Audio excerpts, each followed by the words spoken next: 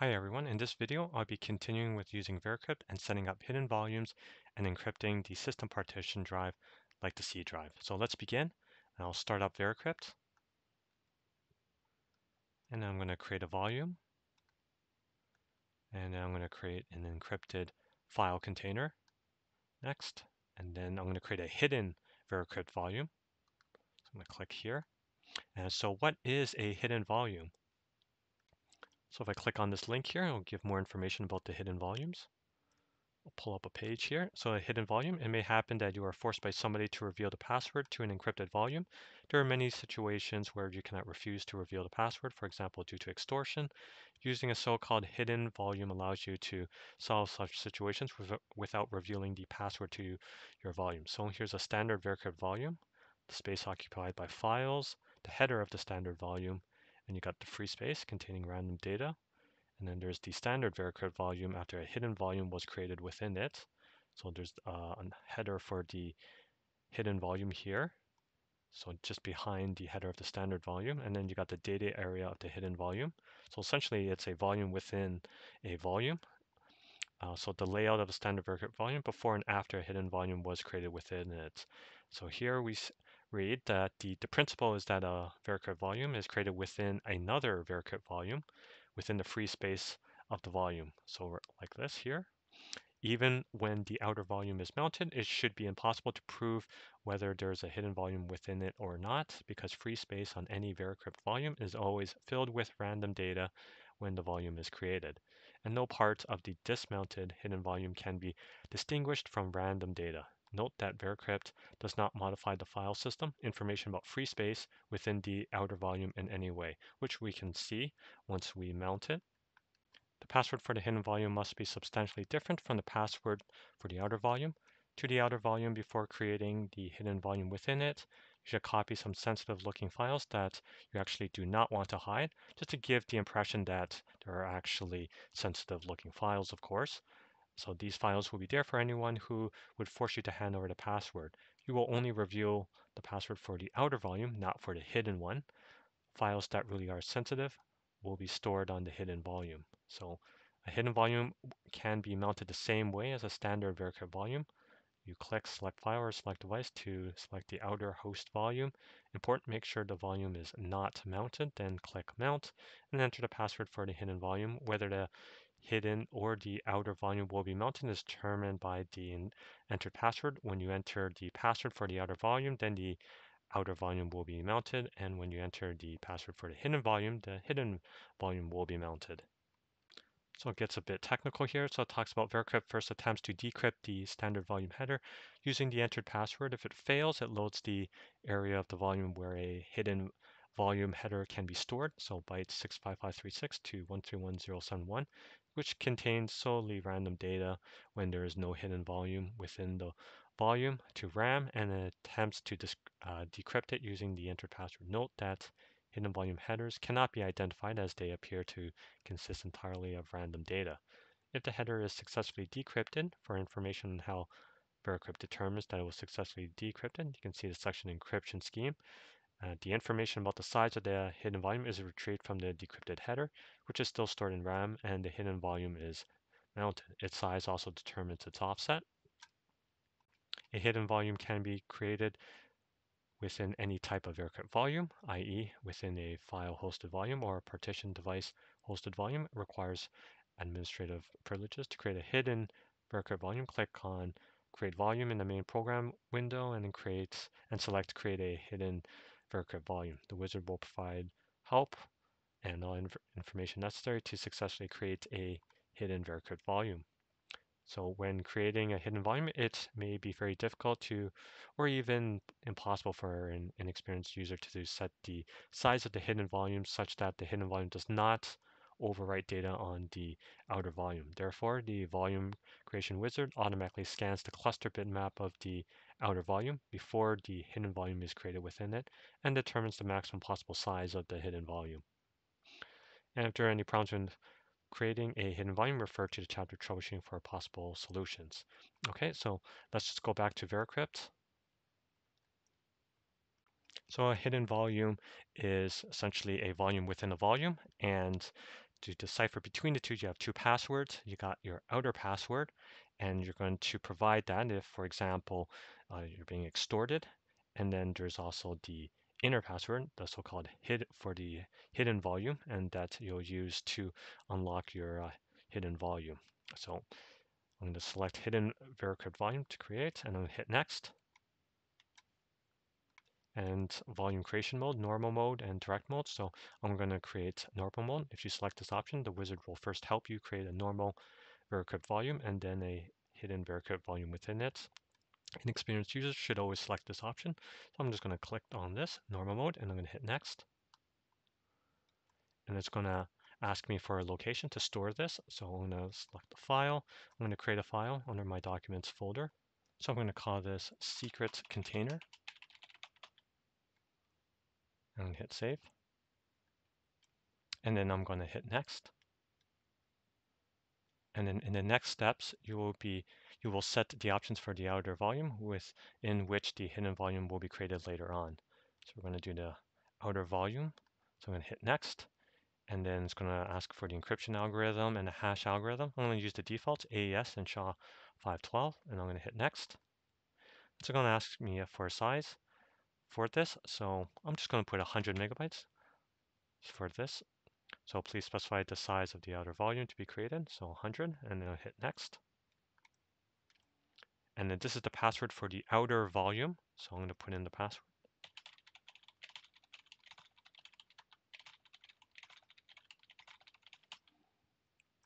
And I'm going to hit next. Okay, and move my mouse, click some randomness. Okay, and I'm going to change the file system. I'll use exFAT. I'll keep the cluster size as default. I'm going to hit format.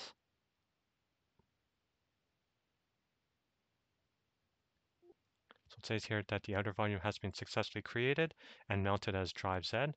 To this volume, you should now copy some sensitive looking files that you actually do not want to hide. The files will be there for anyone forcing you to disclose your password. This will reveal only the password for this outer volume, not for the hidden one. The files that you really care about will be stored on the hidden volume, which will be created later on. When you finish copying, click Next. Do not dismount the volume. After you click Next, the cluster bitmap of the outer volume will be scanned to determine the size of uninterrupted area of free space, whose end is aligned with the end of the volume.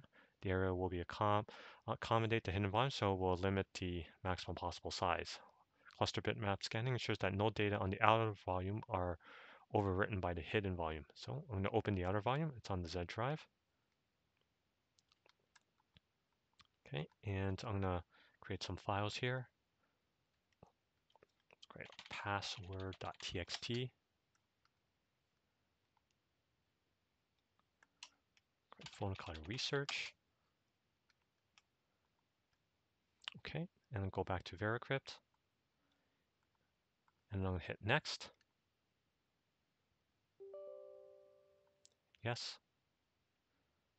And then now it's going to go and create the hidden volume. So the volume cluster bitmap has been scanned and the maximum possible size of the hidden volume has been determined. In the next steps, you will set the options, the size, and the password for the hidden volume. Hit next. Okay, it's asking for the encryption algorithm and the hash algorithm for the hidden volume now. So I'm going to just leave the default, AES and SHA-512. Hit next. And then it's going to ask us how big you want this hidden volume to be. Please specify the size of the hidden volume to create. The minimum possible size of the hidden volume is 40K or 3664K if it is formatted as NTFS. The maximum possible size you can specify for hidden is displayed above. So I'm going to just do 50 megabytes for this hidden volume. I'm going to hit next. And then this is the password for the hidden volume. So I'm going to put it in.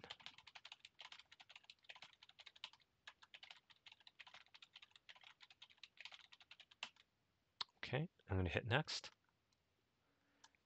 And I'm going to move my mouse, create some randomness. And I'll pick exFAT again and cluster default, and I'm going to hit format.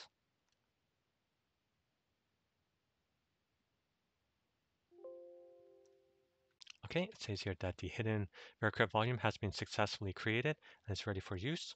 if all the instructions have been followed, and if the precautions and requirements listed in the section Security Requirements and Precautions pertaining to hidden volumes in the Veracrypt User's Guide are followed, it should be impossible to prove that the hidden volume exists, even when the outer volume is mounted. So warning, if you do not protect the hidden volume, for information on how to do so, refer to the section Protection of Hidden Volumes Against Damage in the Veracrypt User Guide. Do not write to the outer volume, otherwise you may overwrite and damage the hidden volume. So make a note of that, and I'm going to hit OK. And then so the hidden volume is created. The Veracrypt volume has been created and is ready for use. If you wish to create another Veracrypt volume, click Next, otherwise click Exit. So I'm going to hit Exit. All right, I'm going to go back into Veracrypt, and then I'm going to pick Z drive, and we're going to select our file. So this is the secret container. So I'm going to open it up. I'm going to mount it. So we have two passwords, the password for the outer container, and then the password for the hidden volume. And then so I'm going to put in the password for the outer container.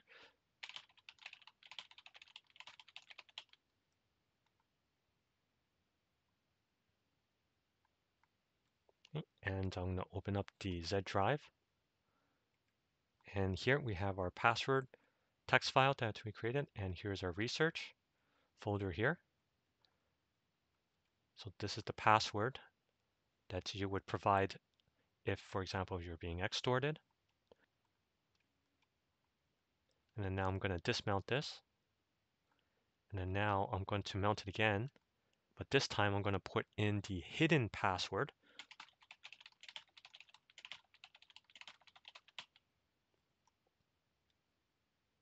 And I'm going to hit OK. Okay, and you'll see the type is hidden, and then it's 50 megabytes. So when I go to the Z drive, all right, we see it's empty. And this is where you would put all your hidden files that you don't want anyone to know about. So we can put a file here, text document.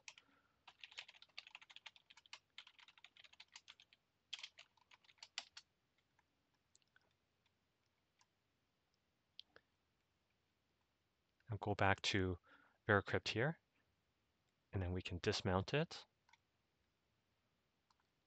And then we mount it again, and then we're going to put in the outer volume password. Now I'm going to go to the Z drive.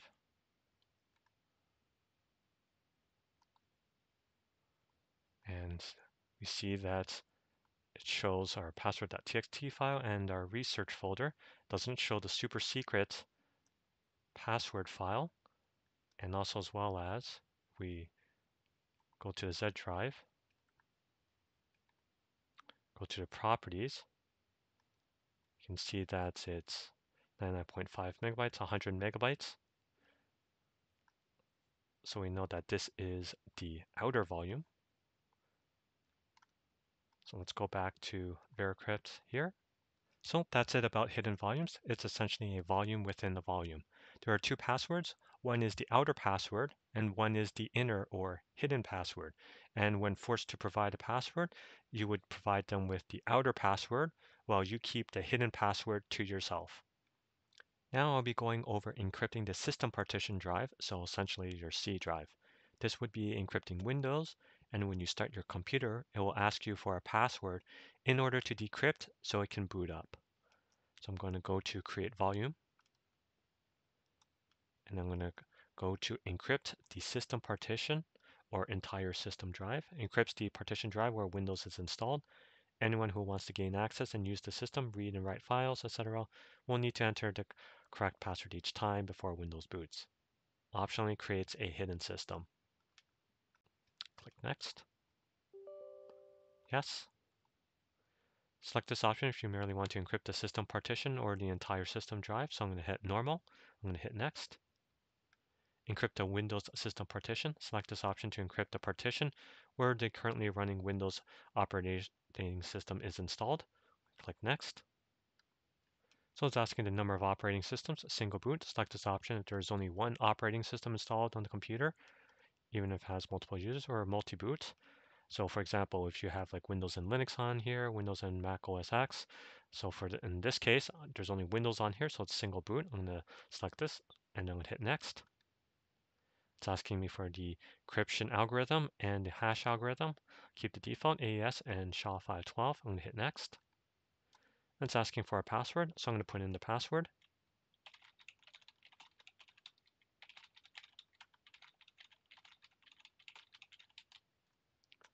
And I'm going to hit next. And it's going to collect some random data, so I'm going to move my mouse as randomly as possible. Okay, and now I'm going to hit next. And keys generated, the keys salt and other data has been successfully generated. If you want to generate new keys, click back and then next, otherwise click next to continue.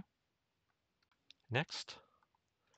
Rescue disk. Before you can encrypt a partition, you must create a Veracrypt rescue disk, VRD, which serves the following purposes. If the Veracrypt bootloader, master key, or other critical data gets damaged, the VRD allows you to restore it. Note, however, that you will still have to enter the correct password then. If Windows gets damaged and cannot start, the VRD allows you to permanently decrypt the partition before Windows starts. The VRD will contain a backup of the present EFI bootloader and will allow you to restore it necessary. The Veracrypt rescue disk zip image will be created in the location specified below. So I'm going to go to Browse, and I'm going to put it under the documents. So I'm going to hit Next. So rescue disk recording. The rescue disk zip image has been created and stored in this file. Now you will need to extract it to a USB stick that is formatted as FAT/FAT32. Note that the zip file must be extracted directly to the root of the USB stick.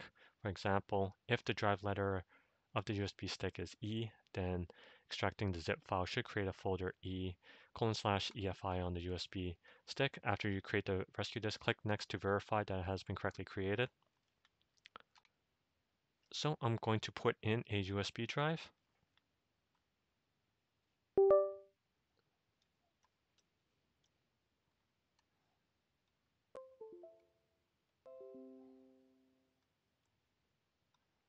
Okay, a USB drive has been put in, and I am going to go into disk management.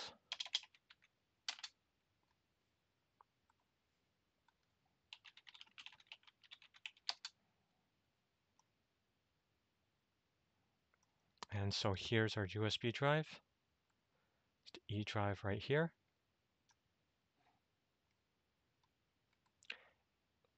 And as Veracrypt is asking us to format it as FAT/FAT32, if I go to new simple volume and I go to next, and I put in the full size and I go next and assign the letter F, and there's no FAT or FAT32 option here.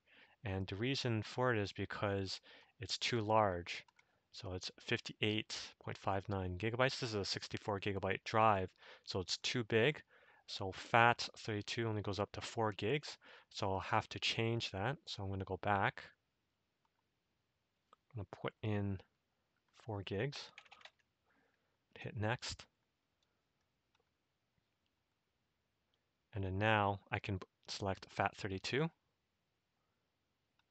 then I'm just going to call this VC rescue. And then hit next. Hit finish.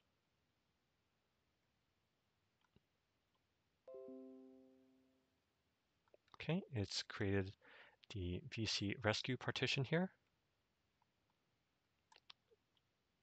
And now I'm going to open up Veracrypt rescue disk. And I'm going to copy this. So it's the EFI folder here. I'm going to put it onto the USB drive. So I'm going to paste it.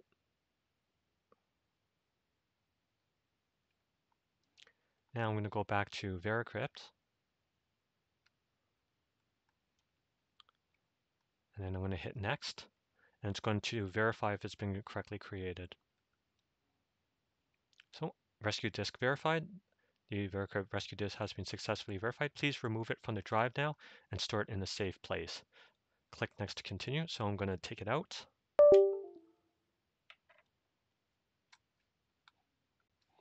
Hit next. And the white mode. On some types of storage media, when data is overwritten with other data, it may be possible to recover the overwritten data using techniques such as magnetic force microscopy. And this also applies to data that are overwritten with their encrypted form, which happens when Veracrypt initially encrypts an unencrypted partition or drive. According to some studies and governmental publications, recovery of overwritten data can be prevented or made very difficult by overwriting the data with pseudo-random and certain non-random data a certain number of times. Therefore, if you believe that an adversary might be able to use such techniques to recover the data you intend to encrypt, you may want to select one of the white modes. Existing data will not be lost, noting that wiping will not be performed after the partition drive is encrypted. So when the partition drive is fully encrypted, no unencrypted data is written into it. Any data being written to it is first encrypted on the fly in memory, and only then it is encrypted data written to the disk. So the wait mode, so there's fastest and there's 1 pass, 3 pass, 7 pass, and 35 pass, depending on how many passes you want to go through for this. In this case, I'm just going to do none. Pick the fastest and hit next. And then the system encryption pretest. Before encrypting your system partition or drive, Veracrypt needs to verify that everything works correctly. So after you click test, all necessary components, for example, the pre-boot authentication component, i.e. the Veracrypt bootloader, will be installed and your computer will be restarted. Then you will have to enter your password in the Veracrypt bootloader screen that will appear before Windows starts. After Windows starts, you will be automatically informed about the results of this pretest. The following device will be modified, drive number 0. If you click cancel now, nothing will be installed and the pretest will not be performed. So I'm going to test this. And so there's some important notes, please read or print. And so just to summarize what to do if Windows cannot start, these instructions are valid only if you have not started encrypting. So if Windows does not start after you enter the correct password, you don't have to panic. You can restart power off and on the computer, and in the Veracrypt boot loader screen, press the escape key on your keyboard. And if you have multiple systems, choose which to start. Then Windows should start, and Veracrypt will automatically ask whether you want to uninstall the pre-boot authentication component. And the second part here is if the previous steps do not help or if the Veracrypt bootloader screen does not appear, just insert the Veracrypt rescue disk into your CD/DVD drive and restart your computer. So the rescue disk that we had created in the USB drive there. If the Veracrypt rescue disk screen does not appear, or if you do not see the repair options in the keyboard control section of the Veracrypt rescue disk, it is possible that your BIOS is configured to attempt to boot from the hard disk before the CD/DVD drives. If that's the case, restart your computer, press F2 or delete as soon as you see a BIOS startup screen and wait until a BIOS configuration screen appears. If no BIOS configuration screen appears, restart the computer again and start pressing F2 or delete repeatedly as soon as you reset the computer. And so I'm going to go to OK. I'm ready for this, so hit OK. Your computer must be restarted. Do you want to restart it now? Yes, I do. Yes. It's restarting.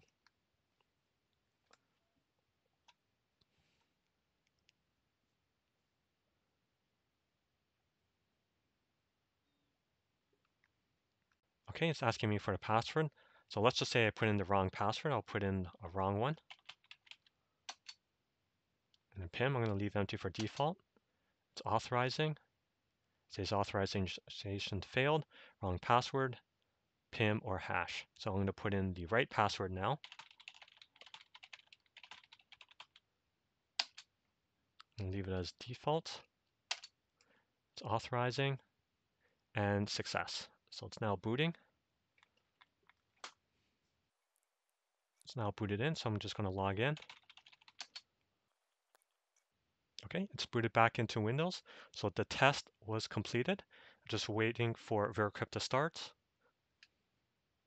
Okay, it says here the pretest completed. The pretest has been successfully completed. Warning, please note that if power supply is suddenly interrupted while encrypting existing data in place or when the operating system crashes due to a software or hardware malfunction.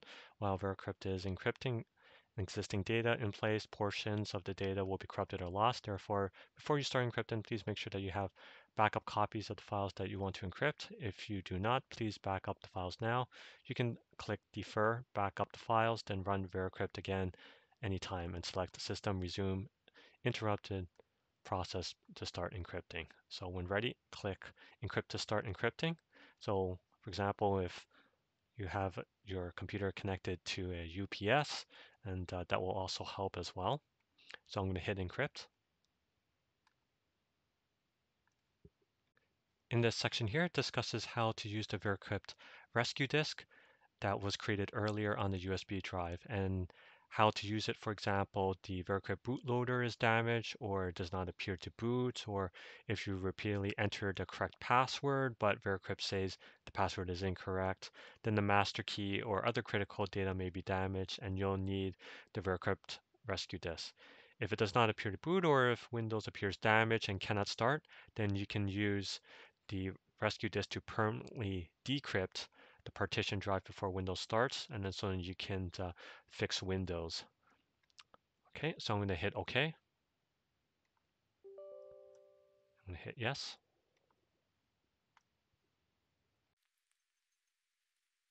Okay, now it's encrypting. So I'm just going to fast forward through this. Here it may seem like it's frozen. It may take a bit of time, but just be patient and let it continue. Okay, it has completed. The system partition drive has been successfully encrypted. Note if there are non-system Veracrypt volumes that you need to have mounted automatically every time Windows starts, you can set up by mounting each of them and selecting favorites, add mounted volume to system favorites. Okay, I'm going to hit OK. Okay, I'm going to hit finish. And so it's encrypted. So we see here under C drive, system partition, 19.4 gigabytes, and then encryption algorithm, AES, and system. So it has encrypted it.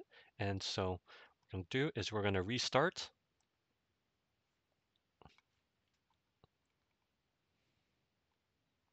Restart.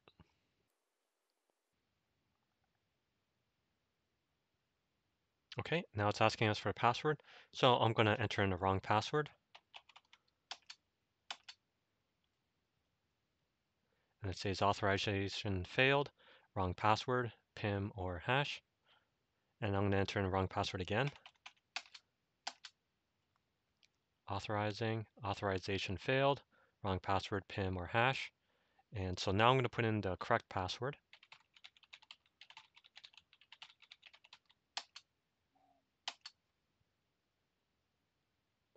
Okay, and success. So now it's booting into Windows.